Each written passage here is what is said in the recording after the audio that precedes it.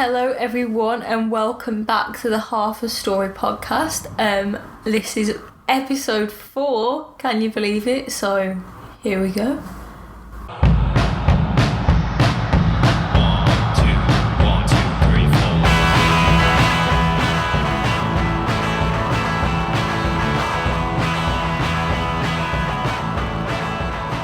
Right, so this week we are on deadline week. It's assignment week. We're stressed. And there is a lot of university work. So we've decided to just do a shorter episode and just sort of cut to the topic this week. Just get straight to it. We're having a bit of a minimalistic podcast because we are procrastinators and leave it to the last minute.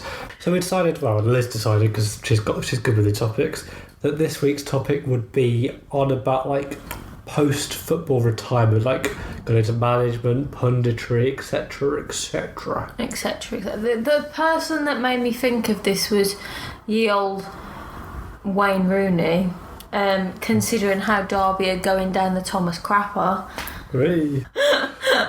It's a topic, isn't it, to discuss, was he actually the right man for the job? And should just because they were a very good player, should they automatically get into that level? Derby's manager before. Yeah, Derby's just an academy for managers. Exactly. Before Cocu was Lampard, wasn't it? Big lamps. So, we'll be discussing whether just because you've had a good career as a footballer, does that actually give you the given right, a bit like the Super League, to enter this level of a career of management or punditry that you've got actually zero experience? Because it is like actors, isn't it? Just because you're good on the camera don't mean you're good behind the camera. And you often find that better managers weren't that good players. Yeah. Sir Alex Ferguson, no one knows he was a player. He was a goalkeeper. Oh, Steve Bruce is not a good manager. Steve Bruce was actually quite a good player. I'm proving the point. Oh, big slabhead Brucey boy. So what obviously they've got to have the coaching badges and stuff. Where do you think a manager when Mark Noble retires, for example? That is a good one. Where what do you think the process should be? Obviously, he's got his coaching badges, he's got to get the qualifications, but what do you think is next? What are the opportunities? Where do you think the opportunities should come at what level? I personally think Mark Noble would make a very good coach and stuff at West Ham. Well, I think that's what I'm fine with backroom stuff, but obviously when you're the head coach or the manager, that's a different different shit. He should just kind of train the academy or broom up the changing rooms. Well, of course, but say if he did want to go he wanted to be the main man, somewhere, where do you think he should start as his first job? What do you think? What Accrington league? Stanley. But so League One. Yeah. But this is the thing. It's managers because even though they're only one league apart, there's a massive difference between Championship and League One. And Derby County is a bit, quite a decent sized club in the Premier League. But they're basically a League One team now. Oh, they are almost. Fingers crossed. Actually, I don't like Rotherham either, so I don't really care. I really don't like Derby. No offence. I literally go to Derby University. I do like Derby, but I don't know why I want to go. I like Root. Well, do I like Rooney? He was one of my favourite players. But that's the thing. That just because they a favourite player, like Lampard, right? Was Lampard a good manager, or was it just a bit fluky that they got into the playoffs? Here's the thing. I think Lampard is a good manager because I think he was the product of his own downfall in the Chelsea job because he did well in the first season because obviously he couldn't do any transfers and he did well with the young team. But obviously the next season, anytime he had a blip, and anytime any Chelsea manager has a blip, they're gone because they're just so impactful. I feel like he's already reached the pinnacle now. So where's his next move? Where would he go? I mean, apparently he is rumoured with the Palace job. Which I don't think is a bad move. Something with Frank Lampard at this stage now, if he goes back into a Premier League job, it would be his 4th season as a manager. Yeah. I mean, 3.5 technically because he got sacked. Yeah. But as seasons go, 4th season. Yeah. And I think that's fine. That's a bit that you've had that experience and he's proven that he can get somewhere. But there's a difference between going to like Palace, which it's not like it's still a big job, but like compared to Palace, compared to like Champions League winners, like Premier League winners, Chelsea. Yeah, but that's what I'm saying. I don't think I couldn't even at the time, and I still don't know, wrap my head around the fact that they hired a player just because he was a legend at that club. It's like, well, obviously, it's like if John Terry were to go and be the Chelsea manager. John Terry's room with every single new vacancy as like the head coach, because obviously I think what John Terry's done is good, going to backroom stuff. I'm not saying I like him, but it's just the way. I think someone like, because Jimmy Floyd Hasselbank is a Premier League legend, he's scored lots of goals. He's gone to Burton and like lifted them up from the bottom. That's the best way to do it. And they're doing really like he saved them. They're not getting relegated. Yeah, well, and obviously the rumoured one is like the next big one to go to their like home club is Gerrard, and obviously he's done well as a manager. To Liverpool. Well, obviously he's done well as a manager at Rangers, and obviously if Klopp was ever to leave, because obviously it will happen at some point, you'd think. The only thing that I'm going to say about Stevie G, and I'm sorry for any like Scottish football fans, but can you honestly, hand on heart, compare the Scottish League where Celtic and Rangers are currently? No, I agree with that. The level is a lot lower, but at the same time, he has stopped the 10 in a row, and obviously he's changed something that's been like Celtic have won for 9 years in a row. I know Rangers won in the league for a few of them seasons, but like he's changed Scottish football in terms of like there's a new champion now. But it's only, I know it's been like 9 years gap, but it's only ever been Rangers and Celtic that win anyway. No, I know, but obviously if it was Celtic for all those 9 years in a row, and he's I get it. He's broke the mould. Yeah, so he's doing something right. And I'm not saying Celtic. I don't think Neil Bell. All I'm saying is I think it would be. I'm not saying he hasn't succeeded at Rangers. I'm just saying I think it would be a bit of a. I don't want to say the word culture shock, but that kind of like ilk to go to the Premier League. I think you go to the Premier League, but it's not. I think Liverpool's... Like Liverpool is too big. But I suppose Liverpool could be the European Conference League, so maybe that would be right. Well, also on the punditry side, like, do you think... let's be honest, some footballers are terrible pundits. Right, Steve McManaman... Well, that's commentary, isn't it? Yeah, I don't care. It's the same vibe. If you are to ever present thyself again... Just leave it. Like, surely you've got enough money in the bank now to just completely sack it off. It's just so jarring. Like, it's just like every single week he's on the commentary. Steve Ballard's trending. Everyone's just slagging him off because it's so hard to listen to him speak. And the worst thing about ex-player pundits or ex-player commentary is just the level of bias. It gets so jarring, especially as a Wolves fan or like a Cov fan. If you're listening to your team play like one of the Big Six, and all they do like Jermaine Genius. But this is the thing. Like, I don't mind it when they openly say their biases. It's when they like try and do like a formal like speak formally like about the game. But like there's an undertone of bias. I'd rather like Neville and Carragher, they're openly biased about who they want to win. That's what I would prefer that. But like Jermaine Genius is like, I've played for Tottenham 9 times and he played definitely more than 9 times. I don't care. He was quite good-ish.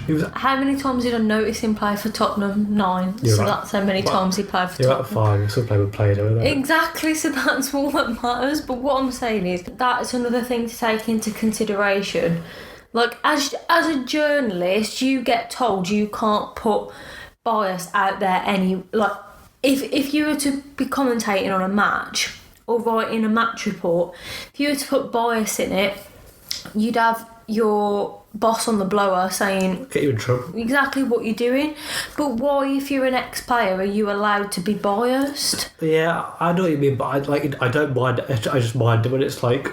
but they don't like openly like make out they're trying to be biased. Do you know what I mean? Just do a Steve Ball, and when you retire from football, open a florist with your missus. How lovely! Just do that, Steve. Just open a florist, mate. Have you been to this florist? No, I don't know if it still exists. Is it Wolverhampton? Shall I Google it? Yeah, he has. Corporate The Flower Shop Console. Shout out. We're not sponsored, but actually, could someone sponsor us, please? Yeah. Like Steve Ball, if you're listening, will you send me some roses, please?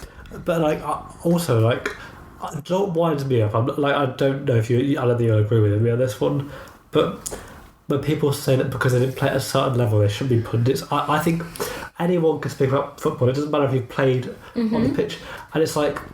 Everyone was complaining about the whole Dan Walker. Like, obviously, when Dan Walker gave up the Football Focus job, Alex Scott's now got the job. People are like, oh, she didn't play at the top level. You didn't see Dan Walker scoring 20 a season, did you? The thing is, the only gripe I've got with Alex Scott getting it is literally because I'm not really a huge fan of hers. Not because I don't think she's a well-seasoned enough player or because she's female or anything like that, because I don't understand. If your argument was you have to have played at the top level of English football or whatever to speak on BT or Sky, then no journalist would have a job. This podcast is finished. Yeah, no journalist would have a job because I played left back twice and dislocated my knee, and then I got the training award at my football presentation in primary school. I mean, and also a lot of the top players are bad pundits. Like Ashley Cole, fantastic player, but I don't rate him as a pundit. The thing is, I feel like, and it's true, no offence if you're let's be honest, no Premier League football. I was going to say, no offence if you're a Premier League football, but you never know. I genuinely don't think Trent Alexander-Arnold's listening to this podcast. But I think most footballers don't really have a lot of personality. We get like, as a job, as like interviewing footballers, like whether this be like lower leagues, they're quite like, there's nothing apart from football that they can speak about. Well, and also that's why it's such like a refreshing thing to see a footballer with a bit of like personality about him. Like that's why everyone loves like Maddison's interviews. Yeah. After the games, even though he has been a bit of a naughty boy recently. What, he's breaking COVID restrictions? Oh, because his wife's pregnant. His wife pregnant? His missus is pregnant. And this is another thing that really winds me up, grinds my gears. What's that? Referee pundits. Oh my god. And it's over to Peter Walton on what he thinks of the podcast. Peter Walton just agrees with what the referees say. Look, there's literally been times where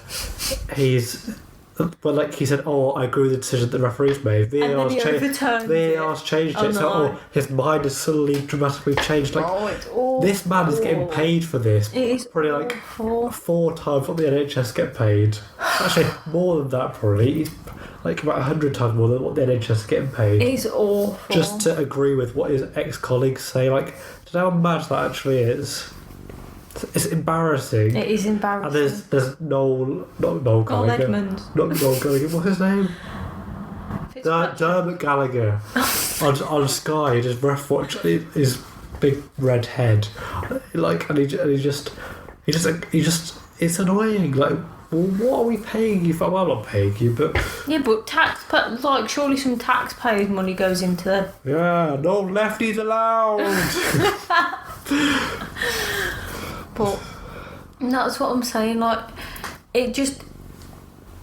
I think the most refreshing pundit and the best pundit that has been employed probably within the last 10 years is literally Mika Richards. Mike. He doesn't sing. What's the song called? Grace Kelly. He doesn't sing blooming Grace Kelly, does he? Yeah. Oh, I think he's so good. It's personality, and he's passionate about Man City. But that's what we were just talking about. Like, he, out of most of them, bar Phil and Gaza when they've been going off on these rants recently. Phil with Jamie. No, I mean Phil Neville and Gazza. When does Phil never have a rant? He had a rant the other day. What? Between Gary Neville? I just said Phil Gazza. You said Phil and Gary Neville. Jamie Carragher and Gary That's what I Neville. said to you. Okay, it is 11:30. Micah Richards. Right, Micah Richards, apart from Jamie and Gary recently after they've gone off on, their debates over the Super League, he's literally the only one that's got buckets of personality. And when he winds up Roy Keane... No, but he brings up the best. Roy Keane loves Micah Richards. Because he challenges him. Like, people are scared of Roy Keane, so when people challenge him, he likes it. It's like, we're on a level playing field here. Yeah. And he always sort of the social media videos and he just winds him up. I think it's funny. And he actually knows what he's talking about. He's not just a funny guy. I agree. And he hasn't just got, and his laugh is infectious. He just seems genuinely like a nice person, and that's what you can watch him. And even though he's got a fat load money than you have, you kind of feel like you could relate to him. Like, he's like a normal person, very like humble and down to earth kind of person. I would put him, Neville, and Joni and Lescott's forehead. Oh God, not Joni. I would generally say like Micah Richards, Gary Neville, and Alex Scott are definitely my top 5 pundits. See, sorry to be. I like Alex Scott as a person, as a woman, as a footballer. As a pundit, I struggle because I feel like she kind of takes what someone else says and then like regurgitates it and adds in a few more words, and that's her punditry. I don't feel like the views she's saying are necessarily what she wants to say. I don't want to say I don't think she knows what she's talking about, because that's not the case. She's got a degree, hasn't she? Yeah, that's not the case at all. I just. But then maybe sometimes it's because she's not new, but she's newer into the business, and maybe she's like, she lets other people have a say, and she's got to expand on that. But she does always go into detail, I'll give her that. Who are your fave pundits besides Micah Richards? I like Roy Keane as well. Micah Richards. I do really like Matt Murray. Is he the goalkeeper? He's ex-Wolves goalkeeper, but that's not like he's more Gillette Soccer Saturday, doesn't he? Yeah, the thing is, we don't have many, like, obviously, like Liverpool, Man United, Man City, Arsenal, they have like an abundance of ex-player pundits. We don't. We have Keith Richards. That's, I don't think he played. I don't even know how many times he played for us. Probably not that many. But he also played for, like, I'm pretty sure he played for Villa as well. So whenever there's like a Villa Wolves game, he's always there. But then the person that played for us that I actually like and really respect as a pundit, not a player. Well, as a player as well, but not just a pundit and a player. You know what I'm trying to say? I know what you're trying to say. Is Matt Murray. He knows what he's talking about. I think, obviously, like, you'd probably want your kind of pundit to have bias, but he genuinely doesn't. He says it how it is. Like, if he thinks we've made mistakes, he will say Wolves have been hit. Like, if anything, he's like overcritical of us in a biased way. That's normal, because that's a good thing. Because I say we're more critical of our own team. Exactly. Because you praise them more and you criticise them more. Yeah, but I prefer it that way. I'd rather you be biased by saying it how it is, rather than thinking everything we do is a touch of gold, a touch of old gold. Like obviously Karen Neville's very critical of Man United as well. Obviously Chris Kamara, like, you can't not love Chris Kamara. He's actually not as stupid as people make. He does know what he's talking about. He just has his moments. Fun fact: my dad met Chris Kamara in the loo at like Ipswich away or something. It's big, or is it just like a? I don't know. I can't remember. It's like an awkward one. I can't remember the conversation. I suppose it's a bit like inappropriate to ask them while they've got the wang out. Well, anyway, I actually think Conor Cody could be a pundit because he's friends with Carragher, isn't he? Yeah. And they did like post-match interview, and like he's got a bit of personality, and he's got loads of personality. That brain on him. That's why he's our captain. Like, whatever you think of him as a centre back, like literally, that's why people want him as the captain of England, because of the leadership skills and the. What's the word? He's just a good talker. He's charming, but he's got. What's the word? He's very charisma. He's very personable. Is that a word? Yes, because Niall described me as being personable, so I'll bloody take. Which one of your players right now do you think would make the best pundit manager? Would be a pundit or manager or like commentator? Can't I do all three? Like 3 different players? You can do one for each year. So manager. Cody, because I don't think anyone else has got the leadership skills. I say maybe Patricio, but I don't know what vocal he is. I think he's quite shy. Like, he seems very shy. Then as like a pundit, but no, like a not a pundit over the games, like a commentator, like a like a Monday Night Football position. Yeah. Mr. Pedro Neto, because he's funny. Oh, I've seen clips of him. He's such a good person to interview. He's so good. And then as a like pundit, like commentating on the match, I'd probably go for who speaks English. Sure, they want a bit of it, I suppose. I'd probably go for like Neves, but like on football knowledge base. Like, he seems like he really. You've got to be quick. Yeah, he seems like he really cares about the sport.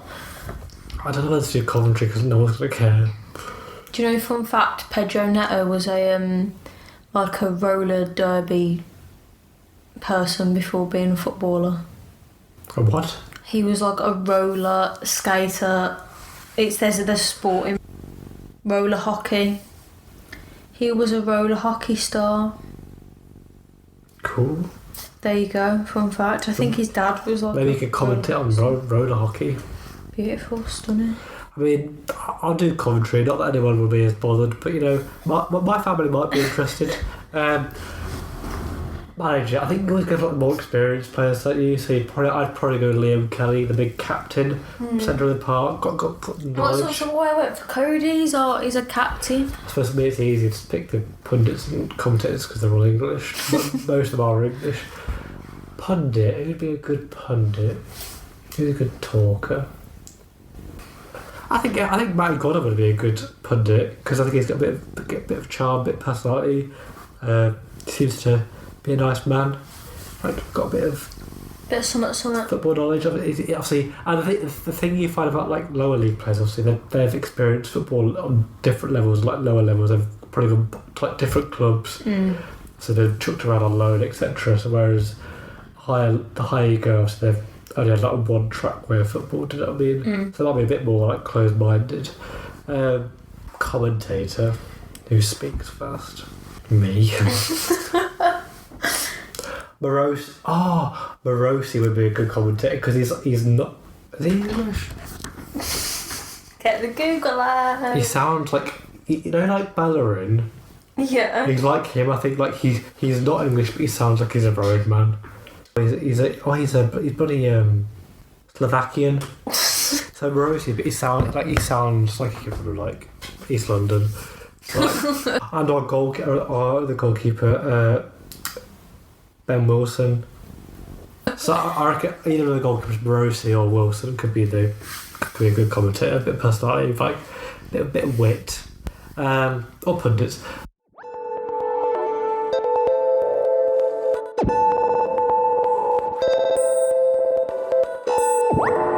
We'll do our predict scores on the doors.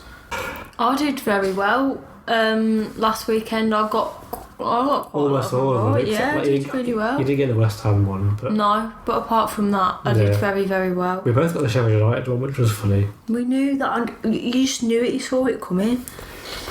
So the first game is tomorrow evening, Southampton and Leicester. Obviously, that is the one where the 9-0 was a thing. I think Leicester will win, but I think it'll be a close game.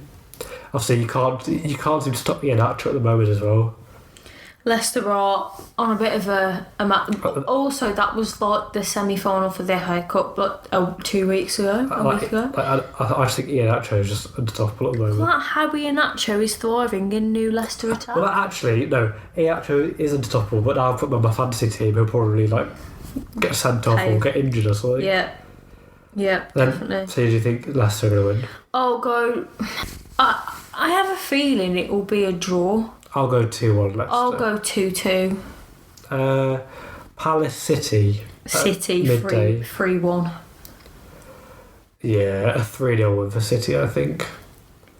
I think Hodgson's time's coming to an end after this season. Yeah. Then you've got Brighton Leeds. Brighton actually won the first game this season. I'm gonna say Leeds, but I think Brighton might do it, but I'll say Leeds. I actually think Brighton might do the double. 2-1 to Brighton. You know, Leeds are in good form. And Brighton did lose to Sheffield United. I need Breeds. I need Brighton to win, so the baggies go further. It stops. You know what I'm saying? It helps with the whole relegation situation. Yeah. We're playing Huddersfield on Saturday, which it has no permutations for the season, but we best beat Huddersfield because I've got a friend who are Huddersfield fans and I can't handle that. I'll go 2-1 Cov. I've got a bad feeling we're going to lose. We're going and it's going to be hell, and I just can't be bothered for it. Then we've got Chelsea Fulham on the evening of Saturday. That's Chelsea written all over. Yeah, I think Fulham and Scott Parker's is slowly coming to an end. 2-0. Yeah, this Parker has actually been linked to the Tottenham job. Has he? And Southgate. I love me. I've said this every podcast, but I love me some Scott Parker. He's Fulham. I think their times in the Premier League is slowly I'm going to say end. 2-0 to Chelsea. Yeah, that's 3-1. I think I'll go to Chelsea. Then you got Everton Villa. That's a weird one. The thing is with this fixture is they've not faced each other yet this season because of COVID. No, they've got to play each other twice now in the last 5 games. They've got each other twice. You're right, because the last time they played each other was in June. Yeah, so... July, sorry. It's a tough one. This is going to be a tough one because I feel like one could win the one and one could win the other. But it depends if Jack Grealish is back because I don't know what situation he's going on. No, it says will not play Jack Grealish. Right, then I'm going to say Everton will win. It seems an odd one, that Grealish injury. It's very suspect. But to be fair, Everton are a weird team as well in terms of their form. I'll go Everton this time because since Grealish hasn't been in the team, Villa have just not been there. I feel like Everton are so mediocre, but they're still in the shop for Champions League. Yeah. I'll go Everton. I'll go 2-1 Everton. Yeah. Sunday you got Newcastle Arsenal. Newcastle. I wouldn't actually be shocked if Newcastle No, won. I wouldn't be. Just like a 1-0. The other thing is, see if Joe Willock can't play because he's a lone player really for Arsenal. True. I'll just go 1-0 Newcastle. I'll go 2-1 Newcastle, late winner. Well, you got a big one in United Liverpool. Red Derby. 2-0 United. I think United will win 2-0. I think United will win. Maybe 2-1. Out of United and Liverpool, I'd want Liverpool to win more than United. I'd want United to win more than Liverpool. I'll go 2-1 United. Then you've got Tottenham and Sheffield United. What should Sheffield United win again? A draw wouldn't shock me. It wouldn't. I'll go 1-1. I think 1-1 actually as well. Then you got West Brom Wolves, big one. And it's away, and there's a media blackout. They beat one the first time out.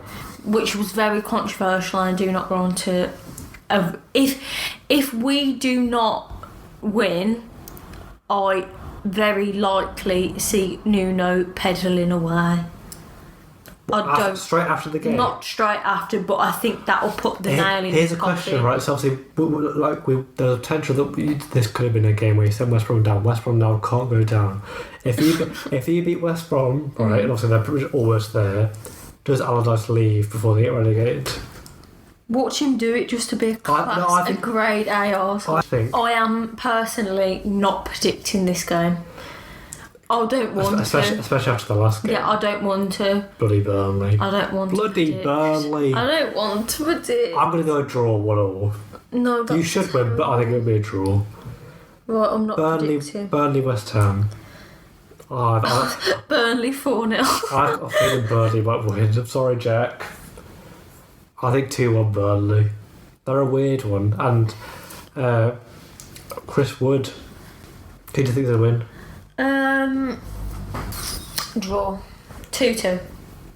Right, that's all the Premier League fixtures done. And to finish off this podcast, we'll go the second legs of all the European semi-finals. Who is going to make it to the finals? What? So the Champions League, obviously, Man City got a 2-1 away win against PSG. Yeah, so they're away goals. And Chelsea got a 1-1 draw away from Real Madrid, so they've got an away goal as well. I'll go.